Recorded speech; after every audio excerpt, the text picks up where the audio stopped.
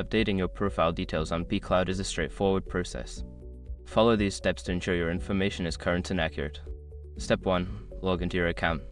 Before changing your settings, use the srock.com link in the description to open the password strength checker that update your password if needed. Step 2. Access account settings. Once logged in, navigate to your account settings. This is usually found in the top right corner of the screen, often represented by your profile picture or an icon. Step 3. Select profile information. In the account settings menu, look for an option labeled Profile or Profile Information. Click on this to view your current profile details. Step 4. Edit your details. You will see fields for your name, email, and other personal information. Click on the Edit button next to the fields you wish to update and make the necessary changes. Step 5. Save changes. After updating your profile details, be sure to save your changes.